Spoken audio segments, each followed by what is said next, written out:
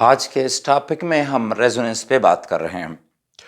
Valence bond theory काफ़ी सारे molecules और आयंस के स्ट्रक्चर को एक्सप्लेन करती है, लेकिन कुछ मॉलिक्यूल्स में मसला होता है, तो उनको एक्सप्लेन करने के लिए लिनस पॉलिंग ने 1927 से 1930 तक ये रेजोनेंस का जो आइडिया है ये डेवलप किया।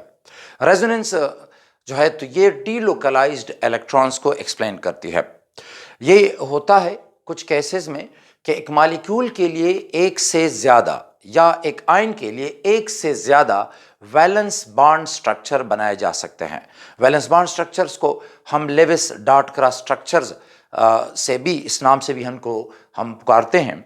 तो ऐसा मुमकिन है कि मॉलिक्यूल्स या आयंस के लिए एक से ज़्यादा लेविस डॉट क्रॉस स्ट्रक्चर्स या वैलेंस बॉन्ड स्ट्रक्चर बनाए जा सके। अगर ऐसा होगा तो फिर रियल स्ट्रक्चर क्या होगा? ज़ाहिर एक मॉलिक्यूल है, एक आयन है, तो उसके लिए एक ही स्ट्रक्चर रियल स्ट्रक्चर है, जो कि वो रियल चीज़ को, जो एक्चुअल चीज़ है, जो हकीकी मॉलिक्यूल है, जो उसको जाहिर करता है, that will be the real structure. लेकिन ये कैसे मुमकिन है कि एक मॉलिक्यूल या आयन के लिए आप एक से ज़्यादा यानी 2 या 3 या 4 स्ट्रक्चर बना लेते हैं मुख्तलिफ? तो एक मॉलिक्यूल या आयन का एक ही स्ट्रक्चर हो सकता है। तो ये जो स्ट्रक्चर आप बना लेते हैं, इनको फिर हम कहते हैं रेजोनेंस स्ट्रक्चर। ठीक है, तो ये पहले जो पोस्टुलेट है वो ये है कि अगर आप एक मॉलिक्यूल या आयन के लिए एक से ज़्यादा वैलेंस बॉन्ड स्ट्रक्चर्स या लेविस डॉट क्रॉस स्ट्रक्चर बना सकते हैं, तो फिर ये होगा कि इनमें से कोई भी स्ट्रक्चर जो है वो रियल मॉलिक्यूल को, जो एक्चुअल आयन है, जो एक्चुअल मॉलिक्यूल है, उसको जाहिर नहीं करता। यानी ये जो स्ट्रक्चर होते हैं इनको हम कहते हैं कंट्रीब्यूटर्स, या इनको रेजोनेंस कंट्रीब्यूटिंग स्ट्रक्चर्स कहते हैं। इनको कैनोनिकल फॉर्म्स भी कहते हैं।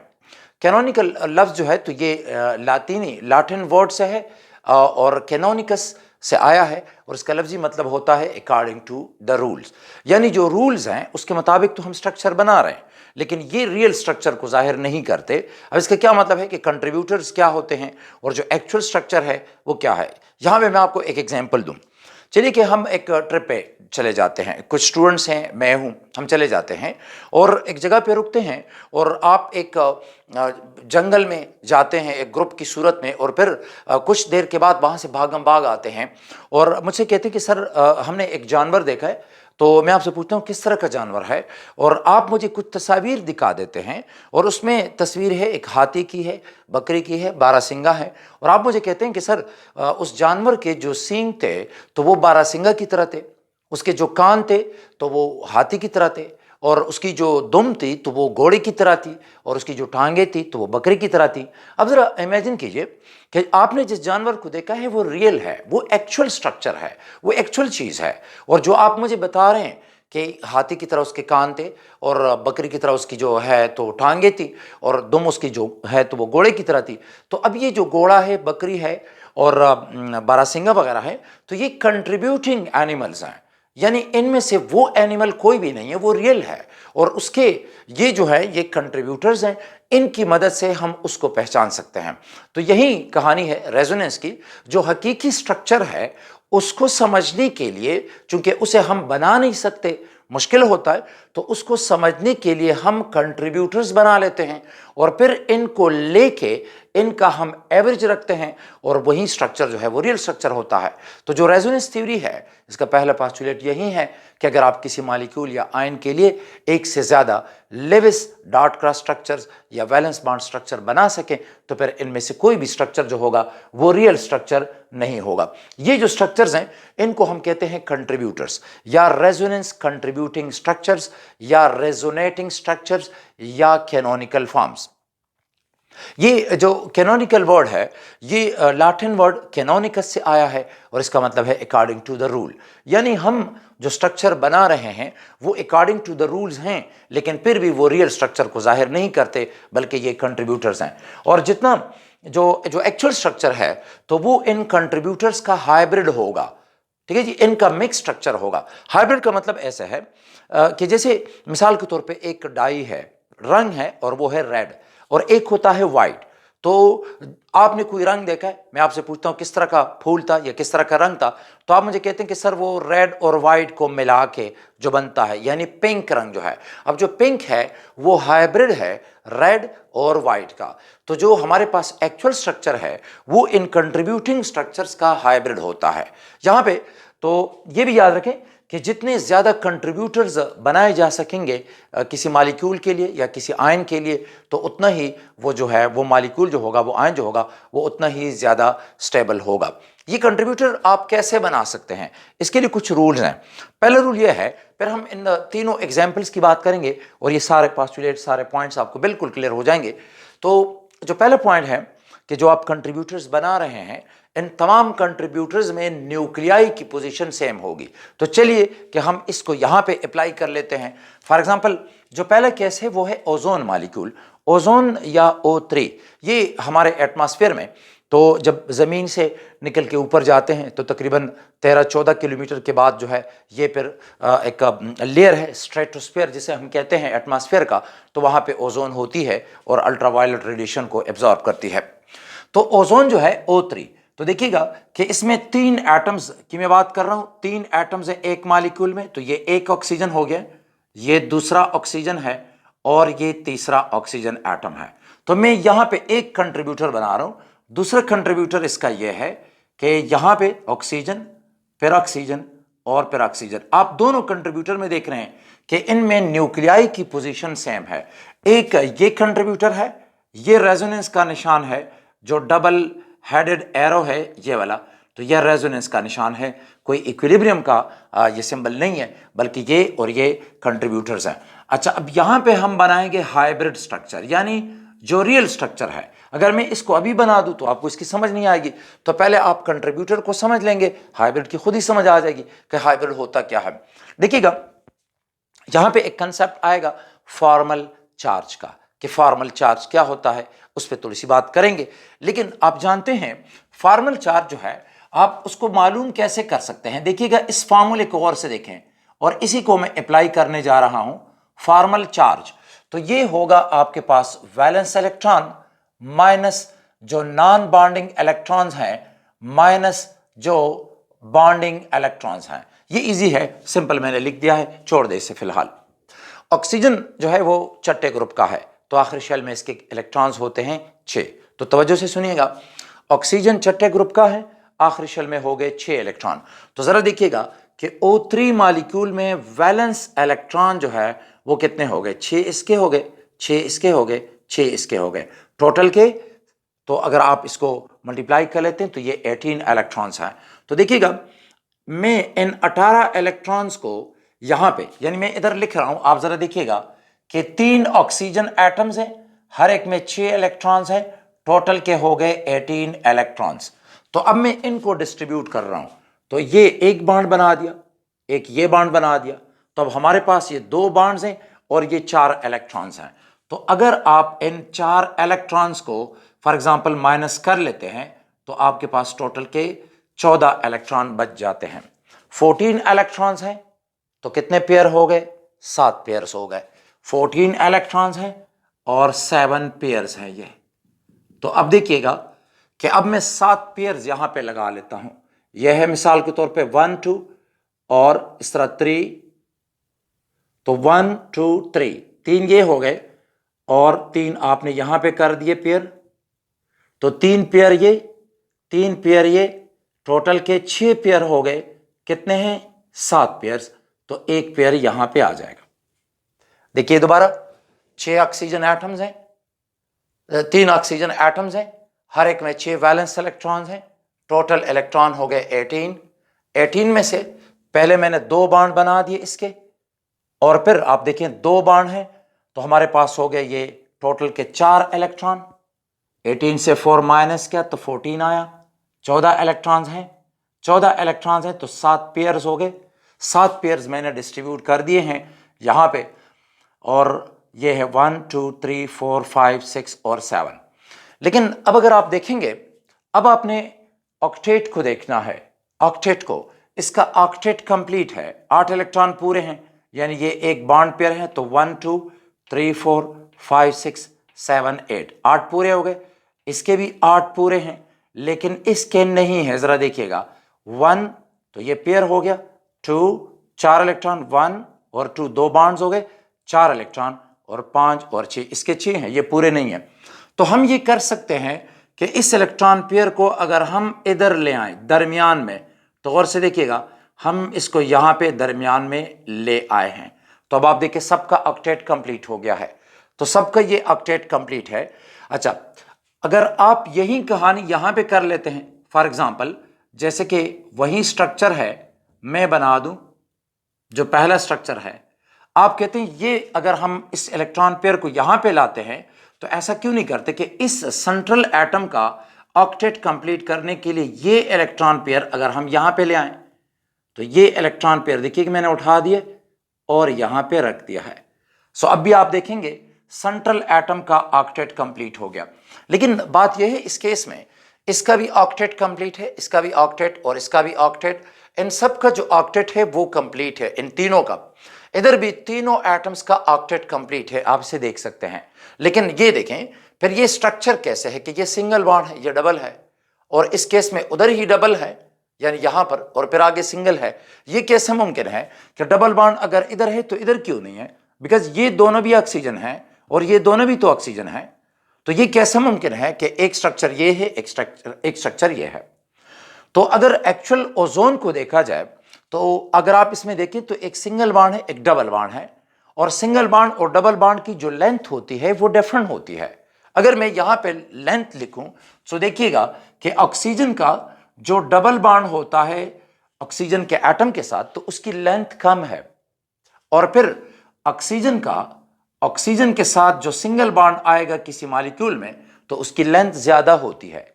लेकिन जो ओजोन मॉलिक्यूल है उसमें कोई डबल बॉन्ड नहीं होता, उसमें कोई सिंगल बॉन्ड नहीं है, वो एक्चुअली डबल और सिंगल के दरमियान एक लेंथ आती है, यानी इस तरह का बॉन्ड है। ये देखें, ये इनका हाइब्रिड बॉन्ड होगा, जिसको हम इस तरह डॉटेड लाइन से जो है वो जाहिर कर सकते हैं। अगर हम इसकी बात कर लेते हैं तो जरा देखिए कि ये है हमारे पास सिंगल बॉन्ड। अब जरा हाइब्रिड को बनाना सीखिए। सिंगल बॉन्ड है और इधर है डबल बॉन्ड, तो हकीकत में single bond plus double bond मतलब दोनों की लेंथ डिवाइडेड बाय 2, तो ये इनके दरमियान इसकी लेंथ आती है। इसी तरह इस स्ट्रक्चर में ये सिंगल बॉन्ड है, इस स्ट्रक्चर में ये डबल बॉन्ड है, लेकिन जो रियल स्ट्रक्चर है उसमें ये बॉन्ड जो है इसकी लेंथ डबल बॉन्ड और सिंगल बॉन्ड के दरमियान आती है। सिंगल बॉन्ड की लेंथ बनती है तकरीबन 148 पिकोमीटर, डबल बॉन्ड की लेंथ जो है वो इससे कम आती है, वो वैल्यू बनती है तकरीबन 120 पिकोमीटर। और जो रेजोनेंस वाला बॉन्ड है तो ये इसके दरमियान आता है तकरीबन 127.2 पिकोमीटर। तो आप देख सकते हैं कि ओजोन में कोई डबल बॉन्ड नहीं है, ये आप देख रहे हैं, ये डबल बॉन्ड, ओजोन में कोई डबल बॉन्ड नहीं है, कोई सिंगल बॉन्ड नहीं है, बल्कि दोनों जो बॉन्ड्स है इस साइड का और इस साइड का, तो ये रेजोनेंस बॉन्ड है और डबल बॉन्ड और सिंगल बॉन्ड के दरमियान इसकी लेंथ बनती है। अच्छा, अब एक फैक्टर, एक और चीज़ कि ये जो आपके पास है फॉर्मल चार्जेस, इसका मतलब क्या है? फॉर्मल चार्ज आप जब मालूम करते हैं तो ये आपके पास ऑक्सीजन पे यहाँ पर चार्ज आता है +1 और इधर जो चार्ज होगा ये -1 होगा। इस केस में यहाँ पर ये -1 चार्ज आता है और ये है +1। अगर आप ये मालूम करना चाहें, मैं आपको एक सिंपल एग्जांपल दूं। फॉर्मल चार्ज आप मालूम करते हैं, ये 3 एटम्स हैं, तो ज़रा गौर से देखिएगा कि इसका हम फॉर्मल चार्ज ये -1 कैसे आता है और ये +1 कैसे आता है। ये आपको आगे बहुत ज़्यादा एग्जांपल्स में हेल्प करेगा, स्पेसिफिकली ऑर्गेनिक केमिस्ट्री में। सो देख लीजिए फॉर्मल चार्ज बराबर होता है किसी एटम का, तो वो बराबर होता है valence electrons minus non bonding electron minus bonding electron. तो देखिए मैं अब इस ऑक्सीजन की बात कर लेता हूं। वैलेंस इलेक्ट्रॉन इसके कितने हैं? ऑक्सीजन में वैलेंस इलेक्ट्रॉन होते हैं 6, माइनस जरा देखिएगा नॉन बॉन्डिंग कितने हैं, तो ये 3 लॉन पेयर हैं, तो 1 2 3 4 5 6, तो नॉन बॉन्डिंग इलेक्ट्रॉन हो गए हैं 6, माइनस फिर कितने बॉन्डिंग इलेक्ट्रॉन है, तो ये याद रखें कि ये बॉन्ड इन दोनों का है, तो इसका एक ही इलेक्ट्रॉन है, तो एक इलेक्ट्रॉन इसको आप काउंट करेंगे बॉन्डिंग इलेक्ट्रॉन, तो ये आपके पास है 1।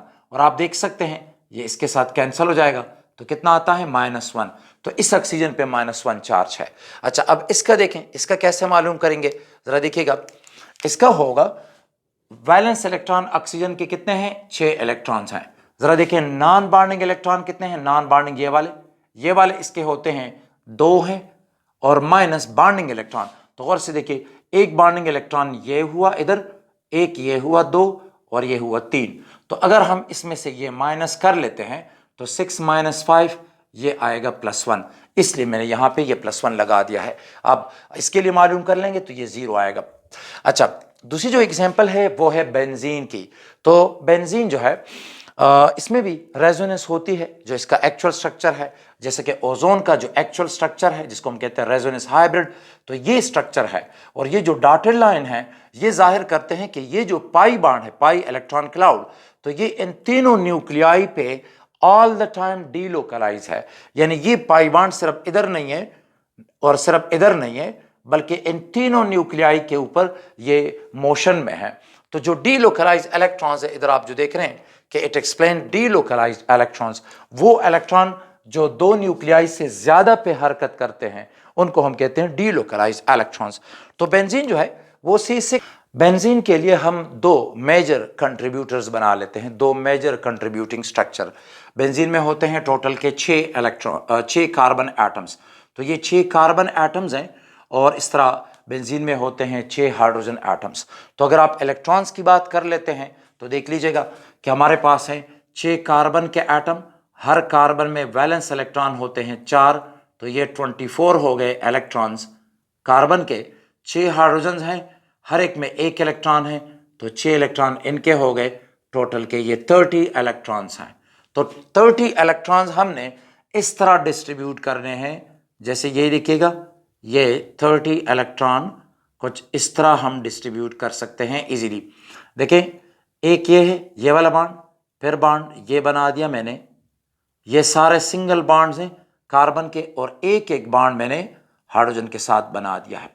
तो अगर आप देखेंगे तो 6 बॉन्ड ये हो गए 1 2 3 4 5 6, और 6 बॉन्ड हाइड्रोजन के 1 2 3 4 5 6, और तो ये टोटल के 12 बॉन्ड्स हो गए हैं। तो अगर आप 12 बॉन्ड देके और हर एक में 2 इलेक्ट्रॉन हैं तो 24 इलेक्ट्रॉन हो गए। तो 30 - 24 तो 6 इलेक्ट्रॉन रहते हैं, जो कि एक्चुअली 3 पेयर्स हैं। तो 3 पेयर्स को आप इस तरह डिस्ट्रीब्यूट कर लेते हैं, लाइक एक इलेक्ट्रॉन पेयर यहाँ पे होगा, एक ये होगा, एक ये होगा। ये बेंजीन का एक कंट्रीब्यूटर आता है। यानी अगर आपने डबल बॉन्ड इधर बनाया है तो इधर क्यों नहीं, तो चलें एक और कंट्रीब्यूटर बना लेते हैं बिल्कुल इसी तरह। दूसरा कंट्रीब्यूटर बेंजीन का ये है, देखिएगा कि 6 कार्बन एटम्स हैं, 6 कार्बन एटम्स और 6 हाइड्रोजन्स हैं। बिल्कुल वही तरीका है जो पहले स्ट्रक्चर में मैंने इख्तियार किया। तो देख लीजिए कि ये बॉन्ड्स 6 बॉन्ड हो गए हैं कार्बन के, फिर एक एक बॉन्ड कार्बन का हाइड्रोजन के साथ हो गया है, ये वाला। अच्छा, बिल्कुल उसी तरह ये यहाँ पे आपने बॉन्ड एक डबल बॉन्ड बना दिया है, तो अगर हम इसको यहाँ पे रख लेते हैं, इस डबल बॉन्ड को आगे रख लेते हैं और इस तरह इसको भी यहाँ पे रख लेते हैं, तो आप देख सकते हैं कि इस केस में यहाँ पे डबल बॉन्ड है और इधर क्या है, सिंगल बॉन्ड है। तो ये भी कंट्रीब्यूटर है और ये भी कंट्रीब्यूटर है। जो एक्चुअल स्ट्रक्चर होगा वो इनका हाइब्रिड होगा। हाइब्रिड कैसे बनाएंगे, तो इनका कॉमन स्ट्रक्चर, जैसे कार्बन इधर भी है इधर भी है, तो यहाँ पर भी होगा। ये याद रखें कि कंट्रीब्यूटर में पोजीशन जो होती है न्यूक्लियाई की वो सेम रहती है, इन सब की पोजीशन जो है न्यूक्लियाई की सेम है। अच्छा, जो नंबर ऑफ अनपेयर्ड इलेक्ट्रॉन है तो वो भी सेम रहते हैं। जो आपके पास अनपेयर्ड इलेक्ट्रॉन है वो तो यहाँ पे कोई है नहीं। बहरहाल कंट्रीब्यूटर जो होते हैं तो वो सिर्फ डिफर करते हैं in the position of the electrons. तो न्यूक्लियाई की पोजीशन सेम है और इलेक्ट्रॉन की जो पोजीशन है वो डिफरेंट होती है। तो ये देखें, कार्बन कार्बन तो इधर भी कार्बन, फिर कार्बन इधर भी कार्बन, तो यहाँ पर भी कार्बन है। अच्छा, अब जरा देखें कि इधर ये डबल बॉन्ड है, इधर ये सिंगल है, तो जो हकीकी स्ट्रक्चर होगा वो डबल और सिंगल के दरमियान इस बॉन्ड की लेंथ आती है। और अगर आप इसे देखेंगे तो देखिएगा कि कार्बन कार्बन का जो सिंगल बॉन्ड है तो उसकी लेंथ आती है 154 पिकोमीटर, ये है 154 पिकोमीटर। लेकिन कार्बन कार्बन का जो डबल बॉन्ड आता है, यानी जो अल्कीन्स में डबल बॉन्ड होता है, तो उसकी लेंथ बनती है 34 पिकोमीटर। और जो बेंजीन वाला बॉन्ड है, यानी ये चूंकि इस सिंगल बॉन्ड और डबल के दरमियान आएगा एक्चुअल स्ट्रक्चर में, तो इसकी लेंथ भी इसके दरमियान आ जाती है। ये तकरीबन बनती है 139.9 इतने पिकोमीटर। तो ये बेंजीन की बॉन्ड लेंथ, यानी बेंजीन में कोई डबल बॉन्ड नहीं है, कोई सिंगल बॉन्ड नहीं है। बेंजीन में जो सारे कार्बन कार्बन बॉन्ड्स हैं वो उनकी लेंथ ये वाली है। सिंगल बॉन्ड सिर्फ कार्बन हाइड्रोजन का है। तो ये बॉन्ड देखिए, इधर सिंगल है तो इधर ये डबल है, तो एक्चुअल बेंजीन में ये डबल और सिंगल के दरमियान है। एंड द सेम ये डबल बॉन्ड है, ये सिंगल है, तो एक्चुअल बेंजीन में ना ये डबल है ना ये सिंगल है, इनके दरमियान है। और बाकी बॉन्ड्स भी इसी तरह हैं।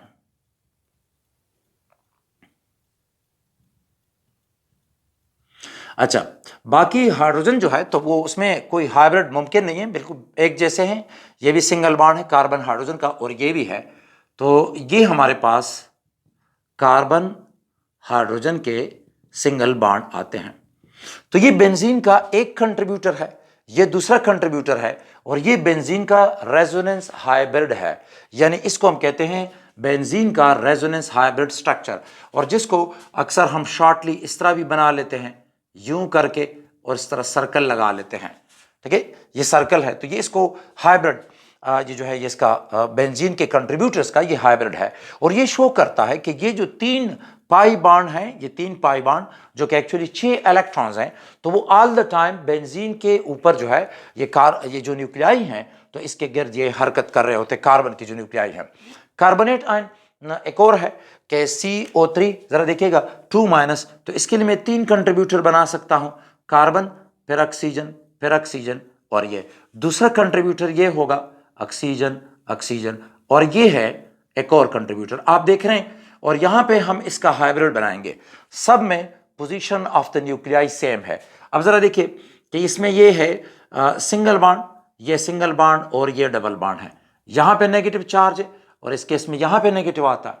अब आप यूं कर लें कि इस इलेक्ट्रॉन पेयर को यहां पे ले आए और इसको उधर शिफ्ट कर लें, तो देखिएगा कि अब यहां पे डबल बॉन्ड है और इधर सिंगल बॉन्ड है, नेगेटिव चार्ज यहां पे शिफ्ट हो गया और ये वाला अपनी जगह पे है। एक और कंट्रीब्यूटर, जरा देखिए कि इधर डबल बॉन्ड है फिर सिंगल बॉन्ड है, इधर सिंगल बॉन्ड है इधर डबल है। अब डबल बॉन्ड इधर लेके आ जाए, ये है डबल बॉन्ड, इधर सिंगल बॉन्ड फिर, और नेगेटिव चार्ज इधर होगा और नेगेटिव चार्ज इधर है।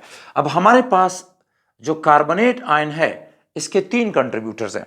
जो हाइब्रिड होगा वो इनका मिक्स होगा, जैसे कार्बन कार्बन कार्बन, तो हाइब्रिड में कार्बन है, फिर देखें ऑक्सीजन ऑक्सीजन ऑक्सीजन, तो न्यूक्लियाई तो वही होंगे, पोजीशन वही आएगी।